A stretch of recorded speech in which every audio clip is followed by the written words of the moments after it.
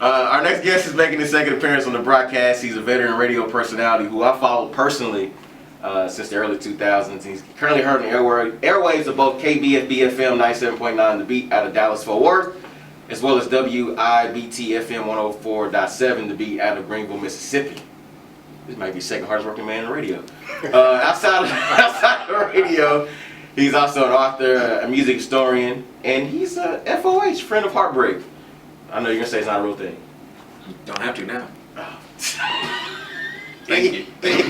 He has a new book called The Coolest Music Book Ever Made, aka the MC 500 Volume 1, celebrating 40 years of sound, life, and culture throughout an all-star team of songs. Without further ado, let's welcome one of my big homies, MC Marcus Chapman, to the VTRS. What's going on, sir? What's happening? What's going on? You know, there's one other thing you can add to that.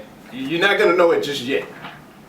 There's one other thing you can add to that intro. Nobody knows it just yet. Okay. But also a contributor to TV One Unsung. See? I filmed a couple of segments a few weeks ago. They're not gonna air till like either later this year or early next year. I'm gonna be on a couple of episodes, and hopefully that will be the beginning of a nice long relationship with that. Okay. So yeah. I was about to feel offended. I didn't know that, but okay. He just did it. He just did it. Okay. Yeah, we ain't got to the TV part yet, but it's gonna be there. So my integrity is still protected. Right. As a broadcast journalist. Yes, it is. All right. So throughout this interview, we definitely going to talk about the book, but we'll also be playing certain songs from the book to kind of correlate with some of the things you're talking about and some of the things that's listed on this book. Right. Okay. I'm a wonderful believer that no one can sell your product better than you.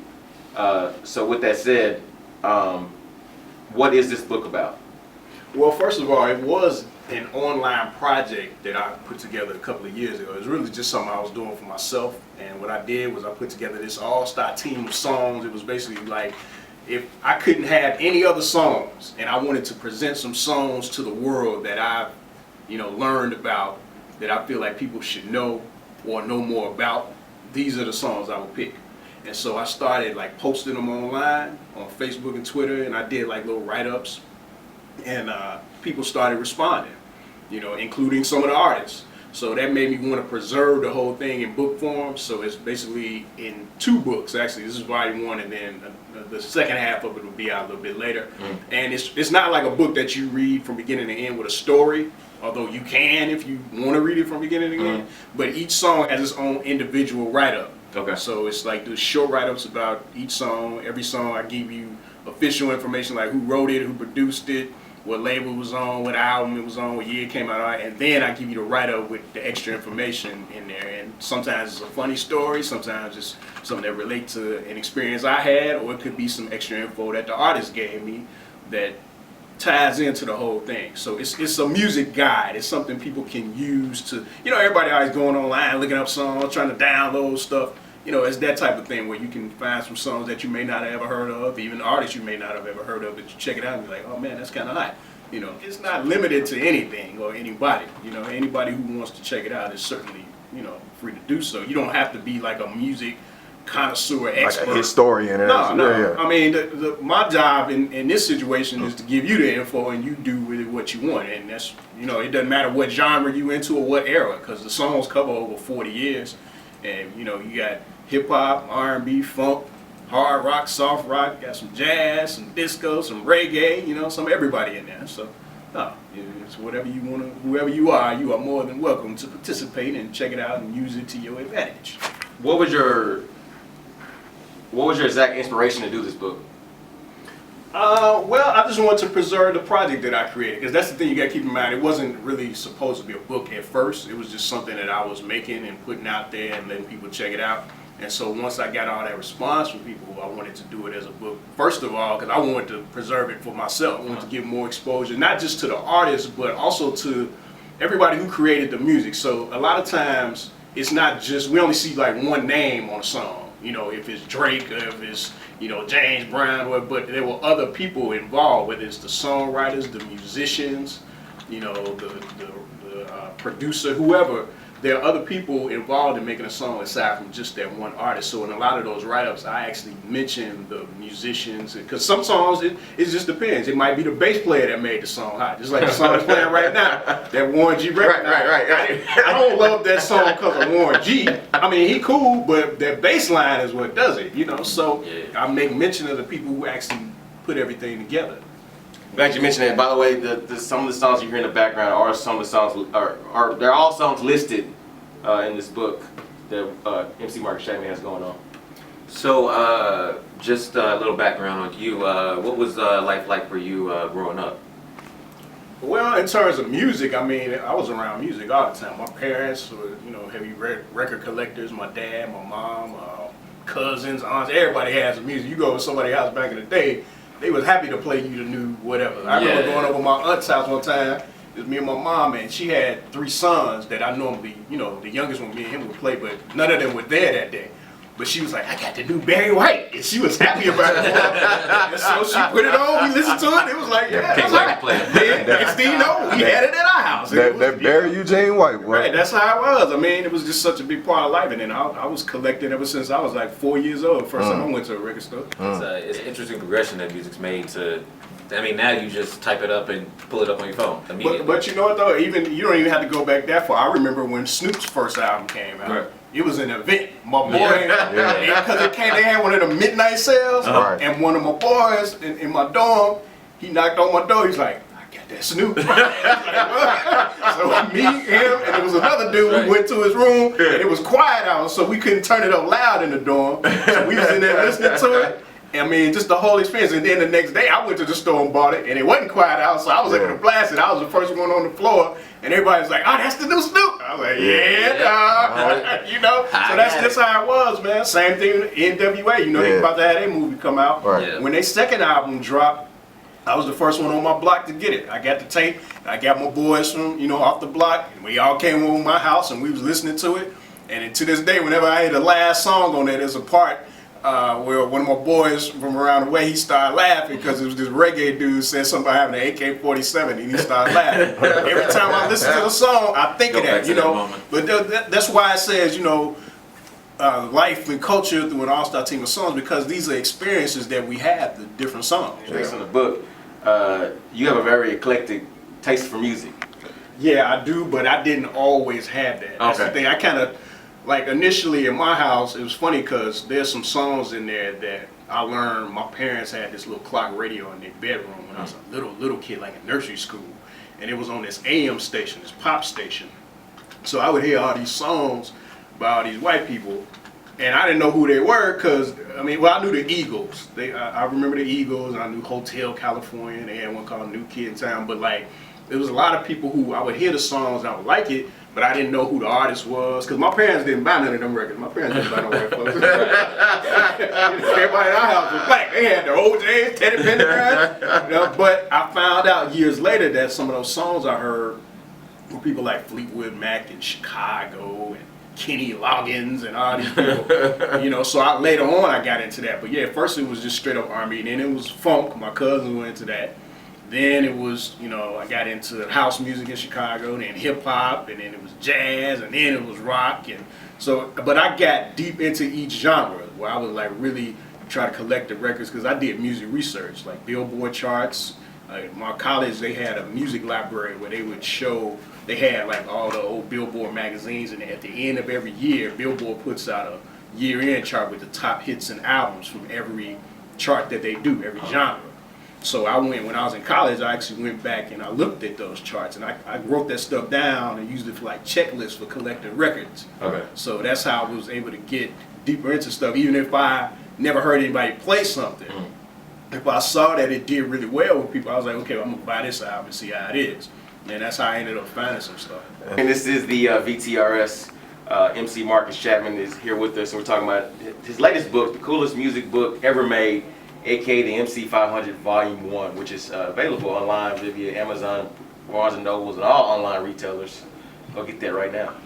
So throughout the book, you kind of have flyers, pictures, and you know, many celebrities you've come across and met and interviewed through your career. Yeah. Which celebrity would you say was your favorite or most memorable, and why? Ooh, Well, I mean, it's hard to top James Brown and George Clinton. Yeah, right. You know, ain't too many people met James Brown, you know what I'm saying? That's somebody you wouldn't expect to meet. But yeah, I mean, I met some pretty memorable people. Janet Jackson, LL Cool J a couple of times, Ice Cube. It's funny how like different people are when you meet. Like Ice Cube is a man of very few words. You know, I mean, Ice Cube, I interviewed him on the phone, and then I met him later that night at a club. I was like, hey, what's up, man? I'm the one you talked to on the phone. He's like, yeah. Okay, guess that's it, huh? Good talk, bro. Good talk. I had him again a couple of years later. I was like, dog, you know, he had just put out a DVD with all his videos, and they were filming barbershop. I was in Chicago. Hey, man, thanks for putting out that DVD, man. It's hot how you put all your videos together. Yeah. All righty then. Guess that's it. What's the big thing that you want people to get from your book as they read?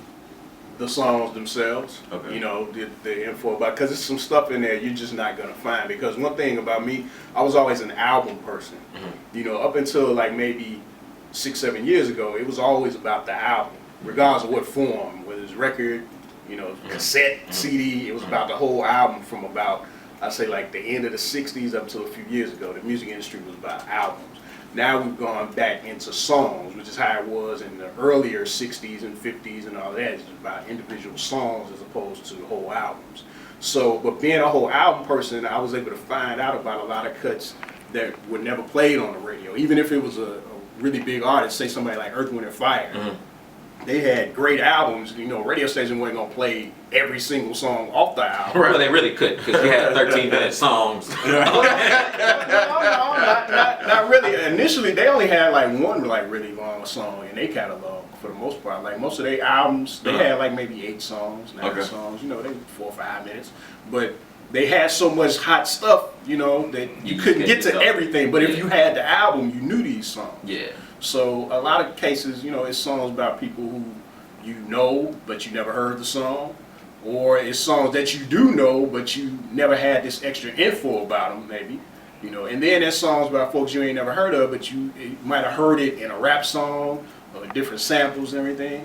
You know, so it's a lot of different stuff that you can discover. And then if it's something that you already know, like I said, you know, you might get some info. And not just older songs neither. We talking about stuff as recent as 2012. Right. You know.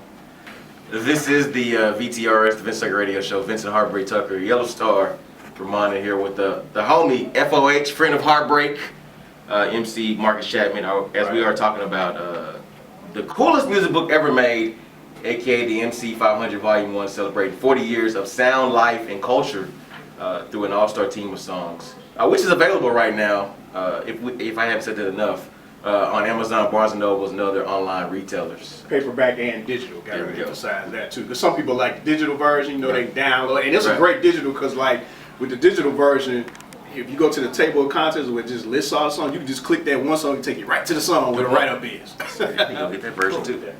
I feel glad. You know what? I normally would use my relationship with certain people to get stuff free, but I actually paid for my copy of the book, so I'm proud of myself. I want to pat myself. I'm proud of you for being proud of yourself, but that's what normal people do. So I don't know why you want a cookie for doing what you You know, we had that conversation on the you know show. what's more important though?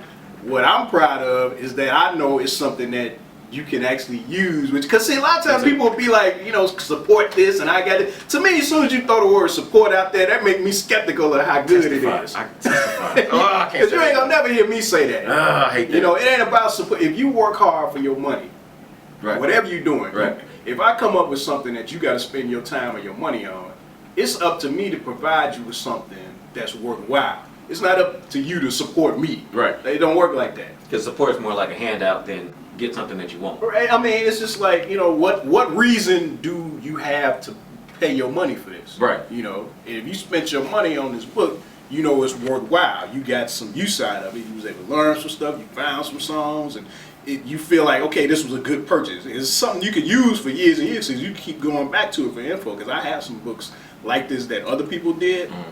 They just all based off of charts. Like mine isn't based off of charts. But the books I do have, I still go back to them for info sometimes, you know. And these are books I had like 20 years in some cases, You know, so this is that type of a purchase where you get it. It's not just, oh, I know Marcus Chapman, I bought it, I helped him out. I helped out the homie, you know, what did the homie do for you? What did you do? So that's the thing. I feel good knowing that it's worth your while to have it and you can make some use out of it. Thanks. That's a great way of saying, Vincent, I know we're homeboys. I'm glad you didn't ask me for a hookup. It's a great way to say that. Appreciate that.